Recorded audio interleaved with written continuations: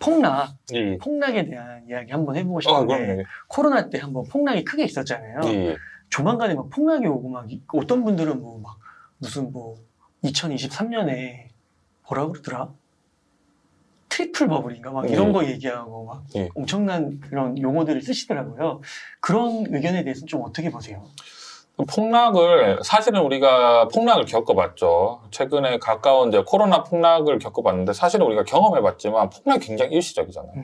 결국은 지수가 빠졌다가 순식간에 2배 이상 상승을 했기 때문에 결국은 우리가 아까 전에도 이제 말씀드렸죠. 막연하게 사실은 지금 두려운 장세잖아요. 두려운 장세이기 때문에 폭락에 대해서 우리가 걱정을 할 수 있는데 우리가 상식적인 수준에서 접근했을 때 코스피의 어떤 기업의 생산성을 봤을 때 지금 뭐 만약에 폭락은 할 수 있겠지만 폭락을 하는 순간에 우리나라 이제 기업이 좀 좋은 기업 같은 경우에는 진짜 배당이 치솟는 상황이기 때문에 저는 막 그렇게 크게 걱정을 하지 않고 미국 같은 경우에도 사실은 폭락하기가 쉽지 않다라고 생각하는 게 지금 예를 들어서 애플이라든지 뭐 아마존, 구글, 페이스북 그리고 테슬라 이런 주식 같은 경우 마이크로소프트나 지금 사실은 그게 기업이 경쟁이 될 수 있는 예를 들어서 중국 같은 경우에는 1위가 그 술 회사고 약간 그게 이제 경쟁이 그렇게 쉽지가 않거든요. 그러니까 어떤 이 성장에 대한 기대심이 뭔가 경쟁으로 인해서 여기 좀 부실하다라고 해야 되는데 그러니까 워낙에 지금 선점하고 있는데 단지 이제 너무 선점하다 보니까 너무 이제 통화량이 많이 늘어진 거죠. 그래서 지금으로 봤을 때는 우리가 물론 이제 폭락에 대해서 또 걱정을 할 수 있지만 만약에 폭락이 온다고 해도 그야말로 아까 말씀 이 불안 심리를 자극해서 어떤 이득을 보기 위한 그는 일종의 일시적인 가격일 뿐이지 금방 회복. 예, 금방을 회복을 할 수 있다 생각하고요. 만약에 진짜 정말 폭락을 했다라고 했을 때 그럼 내가 현금을 갖고 있다고 해서 사실 또 안전하지도 않다. 그러면은 그 폭락을 막 기다리면서 현금을 모아가고 현금을 더 늘려가고 이런 것보다는 그냥 조금씩이라도 그게 훨씬 더 현명하죠. 예, 그게 왜냐면 이제 내가 주식장이 많이 떨어질 것 같다고 하면은 현금을 100% 갖고 있는 것보다는 내가 좀 떨어질 것 같다라고 하면 30-40%를 일단 발을 담궈 놓고 나머지 50에서 60은 현금으로 듣고 있다가 더 떨어지면 사야지라고 하는 게 훨씬 더 사실은 그게 더 노련하게 할 수 있는 거죠. 왜냐면 그 타이밍을 잡기도 너무 어렵고 뭐 삼성전자가 이제 그러니까 결국은 이제 하락했다가 또 금방 배당이 올라가고 반등할 수 있는 상황이잖아요. 그렇기 때문에 그 타이밍을 잡기도 어렵고 또 그 기본적으로 생산성이 높은 주식들이 막 떨어지게 되면 환율도 급등해 버리니까 그런 것도 생각하시면서 예, 투자를 하시죠. 그 막 폭락의 징조라고 해서 막 여러 가지 요인들을 막 얘기하잖아요. 예. 근데 그런 것들을 알고 있어도 이 폭락을 정확하게 예측하기는 불가능하다고 봐야 되는 거죠. 그게 왜 그러냐면 폭락을 왜 아무도 예측할 수 없냐면 미국 연준에서도 엄청 잘하고 싶을 거거든요. 폭락을 하기 싫어할 거예요. 왜냐면 폭락하면 일단 다 이제 교체, 요거 엄청 들으면서 이제 최악의 이제 은행장으로 기록되면서 불명예 퇴직을 해야 되잖아요. 근데 본인들도 엄청 잘하고 싶을 건데 이제 과거에 같은 경우에는 이제 그러니까 중앙은행 같은 미국 중앙은행 같은 또 경험이 굉장히 많죠. 어떤 거냐면 예를 들어서 미국 대공황 같은 경우에는 그런 때 어떠냐면 인플레이션이 급격하게 일어나니까 금리를 너무 빨리 올린 거예요. 그래서 이제 그런 공황이 몇 번 일어났었거든요. 그래서 이제 그런 것들이 계속 이제 과거의 실패를 하면서 겪어 나가면서 최대한 이 실패를 하기 위해서 노력을 할 텐데 그러니까 본인들도 실패를 하기 싫을 텐데 이제 하다 보면은 사람이 하는 일이기 때문에 실패를 하잖아요. 그러면 이제 확 무너지거든요. 아니면 이제 방심을 해서 기습적인 그 공매도 세력을 이제 뭔가 방어하지 못했을 때. 저는 이제 앞으로 증시 흐름을 잠깐 살펴보면 미국 증시가 저는 약간 생각보다 조금 더 많이 빠졌다고 생각하거든요. 최근에 미국 증시 좀 많이 빠졌잖아요.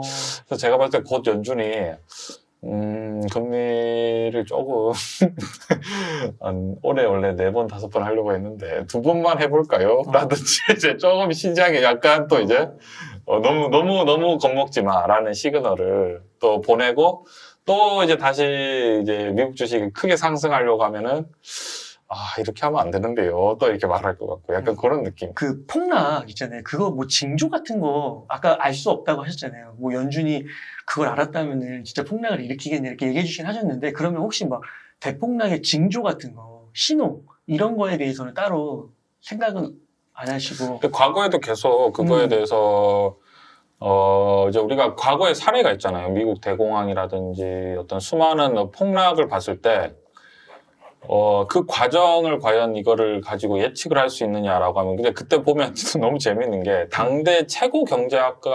경제학자님께서 더 이상의 폭락은 없다라고 얘기했는데 그 다음부터 폭락을 맞아요. 해버리고 며칠 뒤에 했다고 그러더라고요.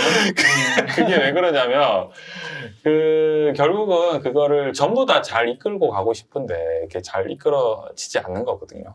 그래서 이 폭락은 누구도 예측할 수가 사실은 없어요. 왜냐하면 다 잘하고 싶은데 일부러 폭락을 시키지 않거든요. 누구도. 근데 이제 재밌는 게 뭐냐면 폭락을 할 때 제가 이제 경험을 해보면 나만 힘든 게 아니라 다 힘들고 그 폭락을 하잖아요. 그럼 폭락을 하게 놔둘까요? 어떻게든 수습을 할까요? 수습을 하죠. 수습을 해야 되죠. 그러니까 너무 걱정할 필요는 없다. 약간 근데 이제 중요한 게 뭐냐면 주식 투자를 할 때 그러니까 뭐냐면 대중들이 약간 관심이 없는 주식 같은 경우에는 떨어져도 소외될 수 있죠. 근데 약간 최근 같은 경우에도 이제 저에게 수많은 사람들이 삼성전자는 어떻게 돼요? 카카오는 어떻게 돼요? 그죠? 이런 거에 대해서 엄청 관심이 많으시잖아요. 그러니까 이런 주식 같은 경우는 결국은 이제 강력한 대책이 나올 수밖에 없다. 예를 들어서 당장 지금 이제 김범수 회장님께서 잘해서 상장 이제 다시 이제 조금 이제 그러니까 분할하는 거는 좀 생각해 보겠다. 약간 그렇게 말씀하시면서 그죠? 어떤 식으로든지 또 이거에 대해서 이제 왜냐면 그렇게 안 하면은 이제 엄청난 또 이제 구박을 받을 수 있기 때문에 그러니까 투자를 할 때 너무 이제 어떤 특징적인 주식을 다루기보다는 조금 이제 일반 투자자분들 같은 경우에는 위험 관리가 다른 게 있는 게 아니라 그래도 좀 사람들이 관심이 많고 좀 대중적인 주식에 투자하는 게 좀 더 유리한 것 같습니다. 그러면 주영님 그 지난번 한번 인터뷰에서 그 2008년도 서브프라임 맞으실 때 예. 그때 엄청 힘드셨다고 했잖아요. 예. 그래서 그거를 책으로 예. 승화시키셨다고 했잖아요. 예. 그때는 왜 그렇게 힘드셨어요? 그때는 이제 처음 당해봤던 거죠. 그때는 20대 중반이었고 이제 처음 당해봤기 때문에 그 떨어지는 것들에 대해서 이제 굉장히 두려웠던 거죠. 왜냐하면은 그때는 이제 내공이 없었고, 근데 제가 이제 그런 과정을 여러 번 겪다 보니까 여러 번 겪고 이 화폐에 대한 어떤 본질이라든지 그리고 이제 사실은 그때 이제 20대 중반부터 그때부터는 지금 예를 들면 지금 같은 경우에 책을 뭐 한 1000권 이상 봤고. 책도 많이 썼고 공부를 많이 하면서 이제 그런 변동성에 대해서 충분히 익숙해져 있는 상황이기 때문에 지금은 당연히 뭐 하나도 힘들지 않은데 그때는 그런 변동성이 굉장히 두려웠죠. 근데 저는 그 경험을 하면서 지금의 이제 많은 분들이 이제 겪고 있는 변동성에 대해서 이제 충분히 공감을 하는 거죠. 그래서 저희가 이제 계속 카카오에 대해서 좀 걱정도 하고 그런 말씀을 드립니다. 그러니까 폭락을 너무 두려워할 필요가 없다. 두려워할 필요는 없죠. 왜냐면 이제 그 갖고 있는 주식 자체가 너무 소외된 주식이 아니라면 너무 걱정은 안 하셔도 됩니다. 네. 주영님 너무 오늘 감사드리고요. 끝으로 한번 강조하고 싶은 말씀 있으시다면 한 말씀 부탁드리겠습니다. 예, 오늘도 응달 채널을 이렇게 초대해 주셔서 너무너무 감사하고요. 제가 너무 감사드립니다. 항상 감사드립니다. 여러분 최근에 장이 좀 많이 어려운 장인데요. 모두 그래도 힘을 내셨으면 좋겠습니다. 감사합니다. 네, 감사합니다. 이렇게 해서 이주영의 내공 주식 투자를 쓰신 이주영 저자님과 인터뷰를 나눠봤습니다. 긴 시간 동안 유익한 인사이트 많이 나눠주셔서 감사의 말씀드립니다. 오늘 고생 많으셨습니다. 네, 감사합니다.